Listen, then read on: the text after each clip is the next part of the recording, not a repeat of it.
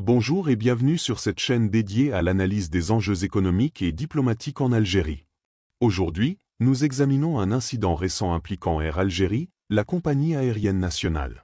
Quelle est la signification de cet événement pour la gestion opérationnelle de l'entreprise et les procédures de sécurité dans l'aviation civile algérienne? Nous aborderons cela de manière factuelle, en nous appuyant sur des informations disponibles publiquement. Air Algérie, en tant que fleuron de l'aviation algérienne, joue un rôle central dans les échanges commerciaux, touristiques et diplomatiques du pays depuis sa création.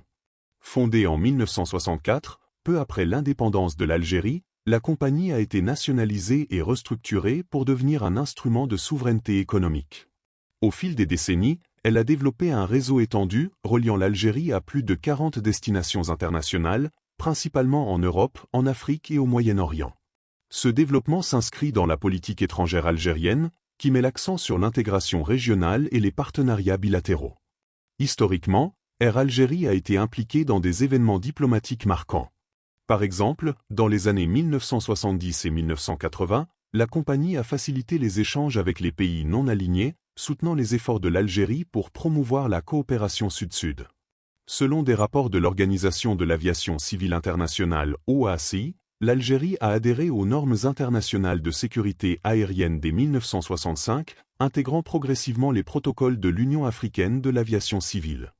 Cela inclut l'adoption de conventions comme la Convention de Chicago de 1944, qui régit les documents et certifications des aéronefs. Sur le plan diplomatique, Air Algérie reflète les relations de l'Algérie avec ses partenaires européens, notamment la France, qui représente une part significative de son trafic. Les accords bilatéraux signés en 2003 et renouvelés en 2015 entre Alger et Paris ont permis une libéralisation partielle des routes aériennes, favorisant les échanges économiques. De même, des partenariats avec la Turquie et le Qatar, via des codeshare et des alliances, ont été officialisés dans les années 2010, comme rapporté par le ministère algérien des Affaires étrangères. Ces collaborations visent à renforcer la connectivité, en ligne avec la stratégie nationale de diversification économique. Cependant, l'histoire d'Air Algérie n'est pas exempte de défis opérationnels. Dès les années 1990, des incidents liés à la maintenance et à la gestion des flottes ont été documentés par des enquêtes internes et des audits de l'OACI. Par exemple, un rapport de 2005 de l'Agence européenne de la sécurité de l'aviation, EASA, a noté des irrégularités dans les certifications de certains appareils, menant à des recommandations pour améliorer les protocoles de documentation. Ces éléments soulignent l'importance des normes internationales pour assurer la fiabilité des opérations aériennes, dans un contexte où l'Algérie investit dans la modernisation de sa flotte, avec l'acquisition de nouveaux Boeing et Airbus au cours des dernières années. Diplomatiquement, la compagnie a aussi servi de vecteur pour des visites officielles. En 2019, lors de la rencontre entre le président Abdelmadjid Tebboune et son homologue français, Air Algérie a transporté des délégations, illustrant son rôle dans les relations bilatérales stables.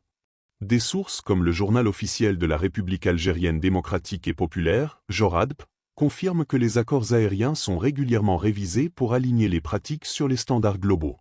Ainsi, le contexte historique positionne Air Algérie comme un pilier de la diplomatie économique algérienne, tout en mettant en lumière les défis persistants en matière de gouvernance opérationnelle. Récemment, un incident survenu le 18 septembre 2025 à l'aéroport d'Alger a attiré l'attention sur les procédures internes d'Air Algérie. Selon un article publié dans le Matin d'Algérie ce même jour, un vol domestique reliant Alger à Ouargla a été annulé en raison de l'absence de documents de certification pour l'avion concerné. Les passagers, munis de billets valides, ont été informés sur le tarmac que l'appareil ne disposait pas des certificats nécessaires pour décoller, entraînant un report du vol et des perturbations pour plusieurs dizaines de voyageurs.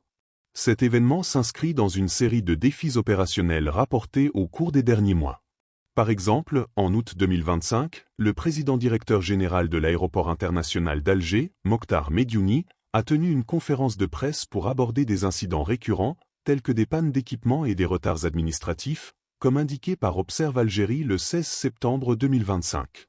Bien que ces problèmes ne soient pas directement liés à Air Algérie, ils soulignent des interconnexions dans la chaîne logistique aéroportuaire. Sur le plan plus large, des annonces officielles d'Air Algérie en septembre 2025 ont concerné des ajustements dans les opérations internationales. Le 9 septembre, la compagnie a informé ses clients de perturbations potentielles sur les vols vers la France, dû à un mouvement social des contrôleurs aériens français le 10 septembre, selon un communiqué relayé par Observe Algérie. Cela n'a pas entraîné d'annulation massive, mais a nécessité des révisions des horaires pour maintenir la continuité des services. Diplomatiquement, des visites récentes illustrent le rôle d'Air Algérie dans les relations bilatérales. En juillet 2025, une délégation algérienne s'est rendue à Istanbul pour discuter de partenariats aériens, comme rapporté par le ministère des Affaires étrangères. Ces échanges visent à renforcer les accords existants, signés en 2018, qui permettent des vols directs et des collaborations en matière de maintenance. De même, des annonces en juin 2025 concernant des routes vers Doha ont été faites, alignées sur les efforts pour diversifier les connexions méditerranéennes. Par ailleurs, des mouvements géopolitiques ont influencé les opérations aériennes. En avril 2025, des ajustements de trajectoire par des compagnies européennes, y compris Air France, ont été observés en raison de restrictions d'espace aérien liées à des tensions régionales au Sahel, selon Agora Africaine en juin 2025.